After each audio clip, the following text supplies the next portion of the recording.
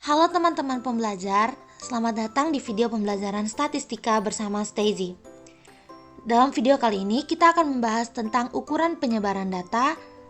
Jadi pastikan teman-teman siap untuk belajar. Mari kita mulai pembelajaran kita hari ini.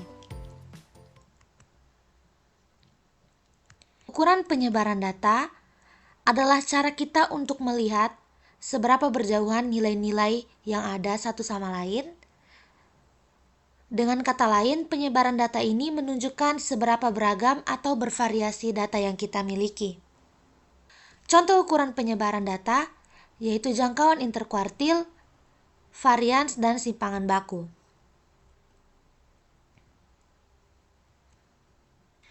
Ukuran penyebaran dari sekumpulan data mengukur seberapa jauh data-data tersebut tersebar. Perlu diketahui bahwa dari dua kelompok data yang memiliki nilai min atau rata-rata yang sama, bisa memiliki penyebaran yang sangat berbeda.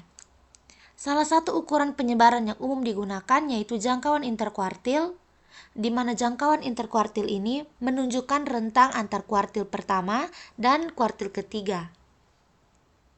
Untuk mencari jangkauan interkuartil, kita bisa mencari selisih dari kuartil ketiga dan kuartil pertama. Langsung saja kita masuk ke contohnya. Kita diminta untuk membandingkan ukuran penyebaran dari dua kelompok data tunggal yang ada, dengan kelompok pertama terdiri dari 12 orang yang memiliki umur dari 13 tahun hingga 18 tahun, dan kelompok kedua yang terdiri dari 12 orang memiliki umur 1 tahun hingga 36 tahun.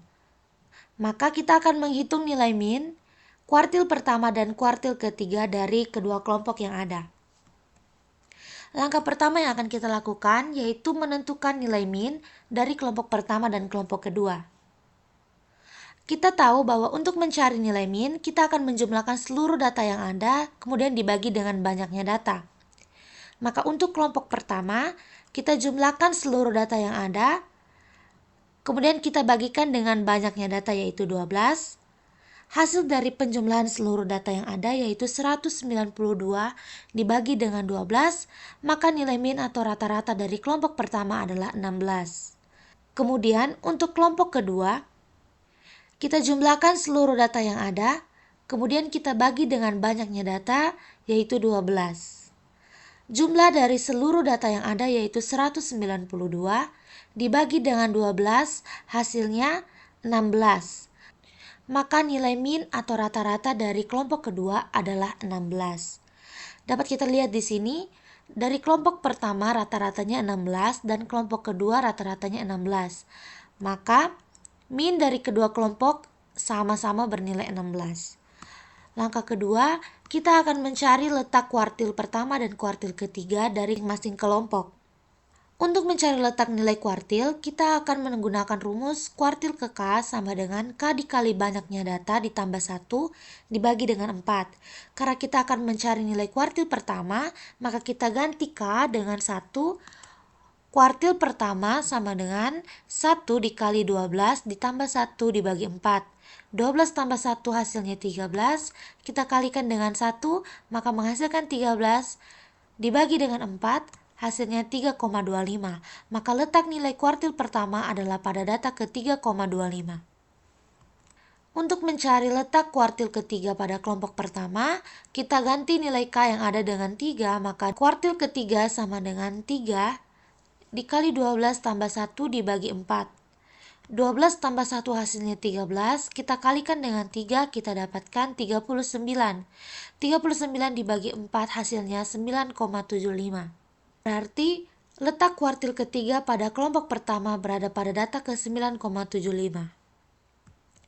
Langkah selanjutnya, kita akan mencari letak nilai kuartil pertama dan kuartil ketiga dari kelompok kedua.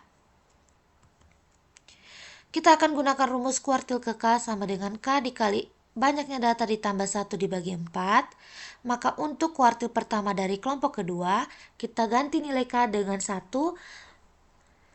Kuartil pertama sama dengan 1 dikali banyaknya data kelompok kedua yaitu 12 ditambah 1 dibagi 4.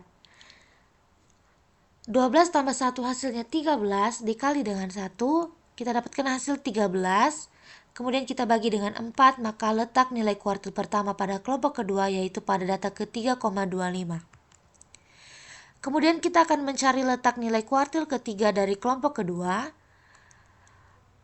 Kita ganti nilai K dengan 3, maka kita dapatkan kuartil ketiga sama dengan 3 dikali 12, yaitu banyaknya data dari kelompok kedua, ditambah 1 dibagi 4. 12 tambah 1 hasilnya 13, kita kalikan dengan 3, maka kita dapatkan 39 dibagi 4. Hasil dari 39 dibagi 4 yaitu 9,75. Ini menunjukkan letak nilai kuartil ketiga pada kelompok kedua yaitu pada data ke-9,75. Selanjutnya kita akan mencari nilai dari kuartil pertama dan kuartil ketiga dari kelompok pertama. Sudah kita ketahui bahwa letak kuartil pertama berada pada data ke-3,25 dan letak kuartil ketiga pada data 9,75. Berdasarkan data yang sudah kita urutkan, letak kuartil pertama berada pada data ke-3,25, artinya berada di antara data ketiga dan data keempat. Karena berada di antara dua data, maka kita jumlahkan kedua data yang ada, kemudian kita bagi dengan 2. Kita dapatkan hasil 15. Untuk kuartil ketiga, letaknya berada pada data ke-9,75, yang artinya nilai kuartil tersebut berada di antara data ke-9 dan data ke-10. Karena berada di antara dua data, maka kita cari nilai tengah dari data tersebut, kita jumlahkan 17 dengan 17, kemudian kita bagi dengan 2, hasilnya 17. Maka nilai kuartil pertama dari kelompok pertama yaitu 15 dan nilai kuartil ketiga dari kelompok pertama yaitu 17. Selanjutnya kita akan mencari nilai kuartil pertama dan kuartil ketiga dari kelompok kedua. Letak nilai kuartil pertama pada kelompok kedua yaitu pada data ke-3,25 dan letak nilai kuartil ketiga dari kelompok kedua yaitu berada pada data 9,75. Maka setelah datanya kita urutkan, dapat kita lihat bahwa letak nilai kuartil pertama yaitu pada data ke-3,25 yang artinya berada di antara data ketiga dan data keempat. Kemudian kita akan mencari nilai tengah dari data yang ada. Kita jumlahkan 4 tambah 5 dibagi 2. 4 tambah 5 hasilnya 9 dibagi 2, maka nilai kuartil pertama sama dengan 4,5. Untuk nilai kuartil ketiga, letaknya berada di antara data ke-9 dan data ke-10, maka kita akan mencari nilai tengah dari data tersebut. 28 ditambah 29 dibagi 2, 28 tambah 29 hasilnya 57 dibagi dengan 2, maka nilai kuartil ketiga yaitu 28,5. Selanjutnya kita akan mencari jangkauan interkuartil dari kelompok pertama. Ingat bahwa rumus jangkauan interkuartil yaitu selisih dari kuartil ketiga dan kuartil pertama. Kuartil pertama dari kelompok pertama tadi adalah 15 dan kuartil ketiganya yaitu 17. Maka jangkauan interkuartil dari kelompok pertama yaitu 17 dikurangi 15, hasilnya 2. Maka jangkauan interkuartil dari kelompok pertama adalah 2. Kemudian kita akan mencari jangkauan interkuartil pada kelompok kedua dengan mencari selisih dari kuartil ketiga dan kuartil pertama dari kelompok kedua. Kuartil ketiga dari kelompok kedua yaitu 28,5 dan kuartil pertama yaitu 4,5. Sehingga jangkauan interkuartil dari kelompok kedua yaitu 28,5 dikurangi 4,5, 28,5 dikurangi 4,5 hasilnya 24, sehingga jangkauan interkuartil dari kelompok kedua adalah 24. Untuk mempermudah, kita sajikan nilai-nilai yang kita temukan tadi ke dalam tabel. Untuk kelompok pertama, kita punya min 16 dan jangkauannya yaitu 5. Maka jangkauan interkuartil dari kelompok pertama yaitu 2. Untuk kelompok kedua, kita memiliki min atau rata-ratanya 16, kemudian range-nya yaitu 35 dengan jangkauan interkuartil 24. Ini membuktikan pernyataan sebelumnya bahwa data yang memiliki rata-rata yang sama dapat memiliki ukuran penyebaran yang sangat berbeda. Selanjutnya kita akan membahas tentang varian dan simpangan baku. Varian dan simpangan baku adalah dua ukuran dispersi dalam statistika yang menggambarkan seberapa tersebar data dari rata-rata. Dalam suatu data tunggal, varian diperoleh dengan cara mengurangi setiap data dengan min. Varian sering disimbolkan dengan sigma pangkat 2 atau dengan rumus varian sama dengan jumlah dari data dikurangi dengan rata-rata dipangkatkan 2 dibagi dengan banyaknya data. Sedangkan untuk simpangan baku sendiri adalah akar dari varian, sehingga rumus untuk menentukan simpangan baku adalah akar dari jumlah data dikurangi rata-rata dipangkatkan 2 dibagi banyaknya data. Contohnya, kita akan membandingkan varian dari dua kelompok data tunggal, di mana kelompok pertama yang terdiri dari 12 orang dan kelompok kedua yang juga terdiri dari 12 orang.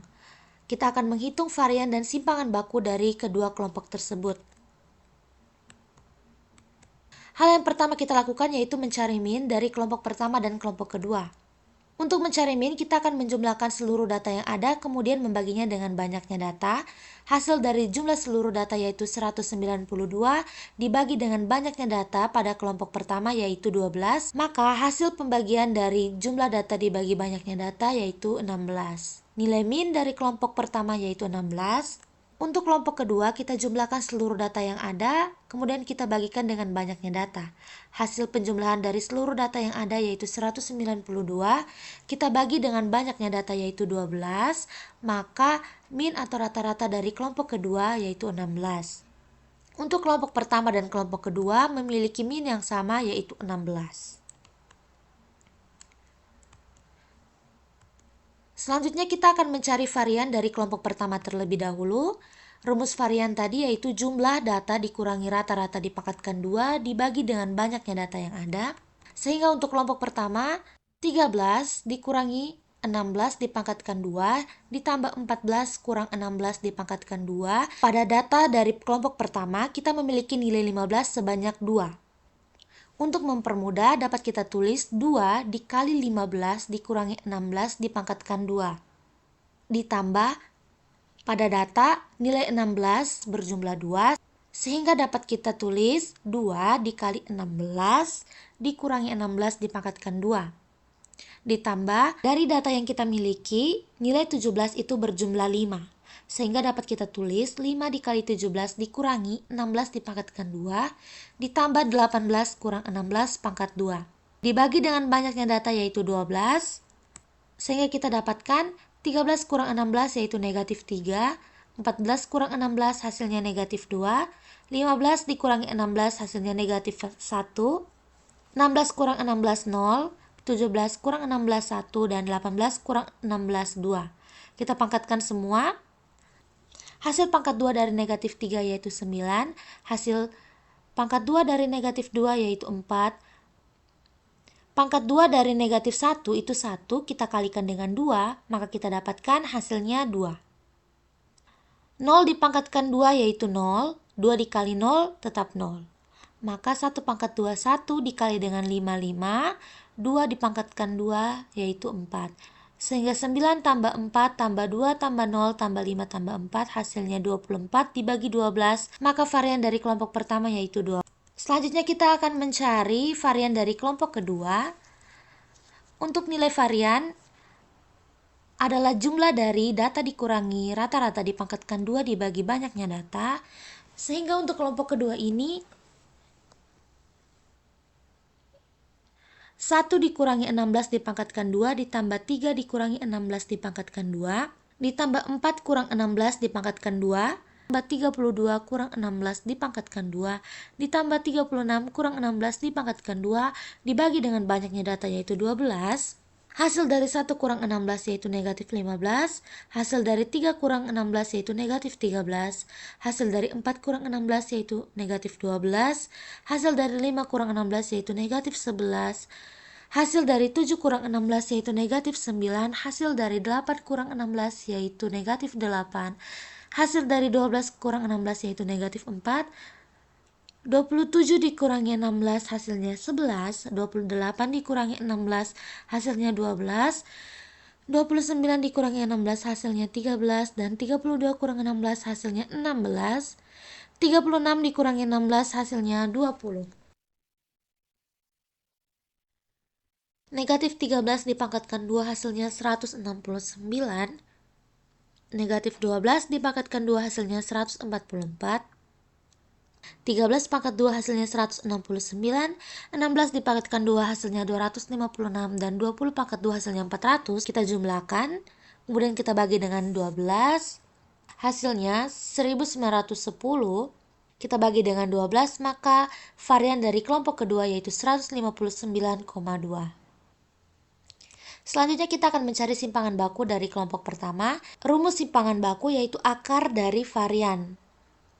Karena kita sudah ketahui bahwa varian dari kelompok pertama yaitu 2, maka simpangan bakunya sama dengan akar 2 yaitu 1,4142135562.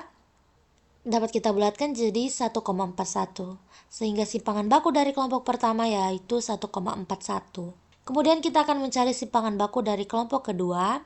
Rumus simpangan baku adalah akar dari varian yang ada.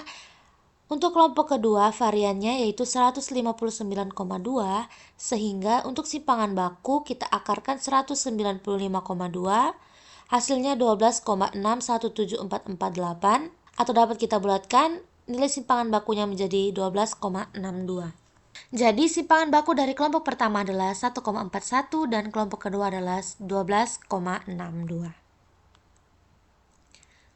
Selanjutnya, untuk varian dan simpangan baku data berkelompok, rumusnya yaitu jumlah dari frekuensi dikali nilai tengah dikurangi rata-rata dipangkatkan 2 dibagi jumlah frekuensi dikurangi 1, sehingga simpangan bakunya adalah akar dari nilai varian.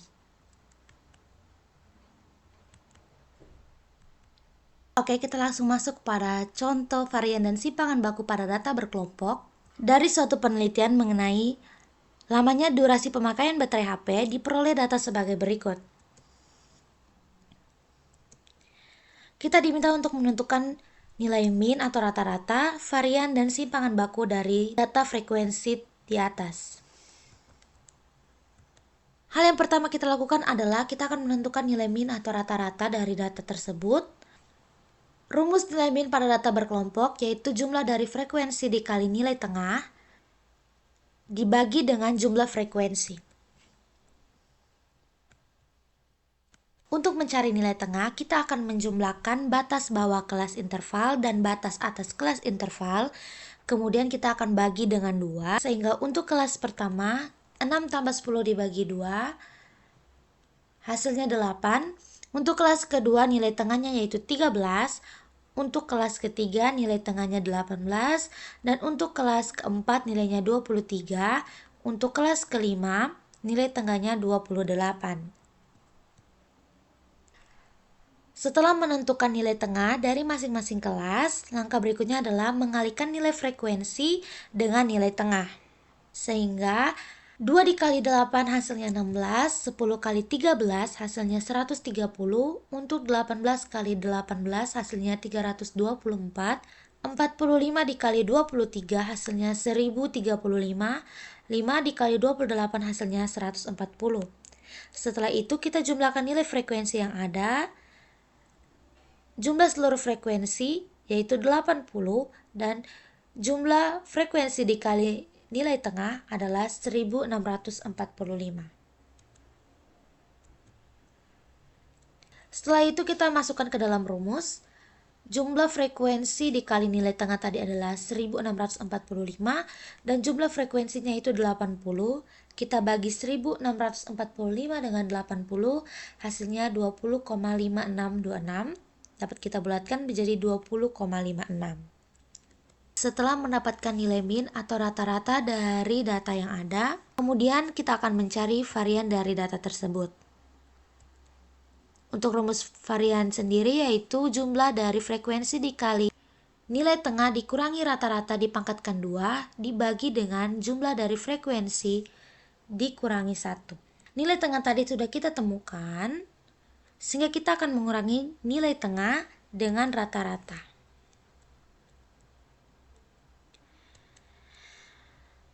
Untuk kelas pertama, nilai tengahnya 8, kita kurangi dengan rata-rata yaitu 20,56, hasilnya negatif 12,56.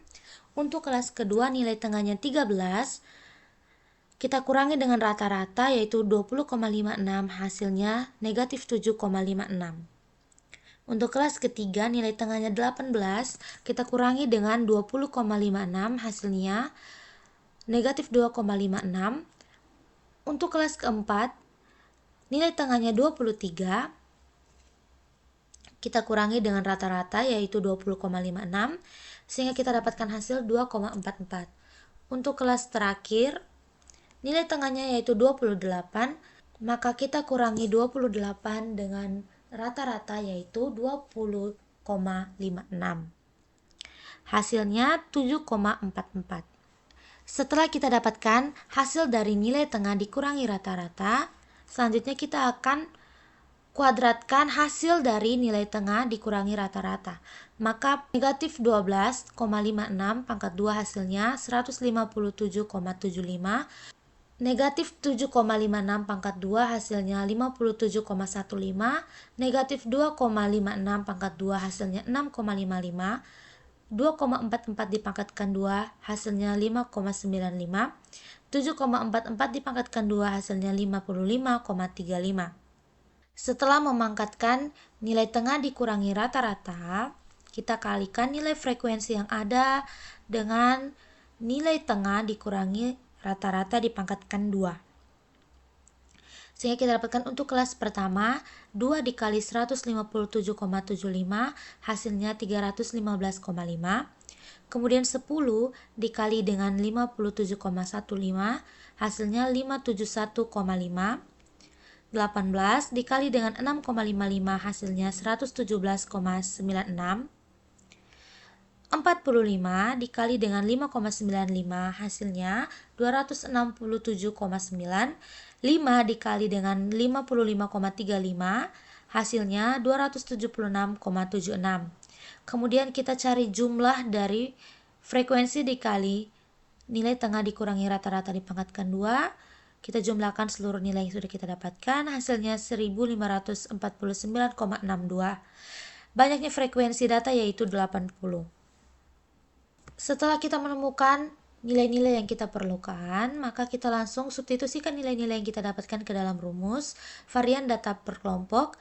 Jumlah dari frekuensi dikali nilai tengah kurang rata-rata dipangkatkan 2 yaitu 1549,62. Jumlah dari frekuensi yaitu 80 dikurangi 1 hasilnya 79, sehingga hasil pembagian dari 1549,62 dibagi 79 hasilnya 19,61. Maka nilai varian dari data berkelompok tersebut adalah 9,61. Selanjutnya kita akan mencari nilai simpangan bakunya. Rumus simpangan baku adalah akar dari varian yang ada. Varian yang kita punya yaitu 19,61, maka kita akarkan 19,61 untuk mencari simpangan baku. Maka nilai simpangan baku yang kita dapatkan adalah 4,43. Jadi simpangan baku dari data berkelompok adalah 4,43. Jadi begitulah cara kita untuk menemukan ukuran penyebaran dari data tunggal dan data berkelompok. Semoga teman-teman pembelajar dapat memahami konsep ini. Jangan lupa untuk terus berlatih cara menemukan ukuran penyebaran pada data tunggal dan data berkelompok secara mandiri. Terima kasih telah menonton video ini.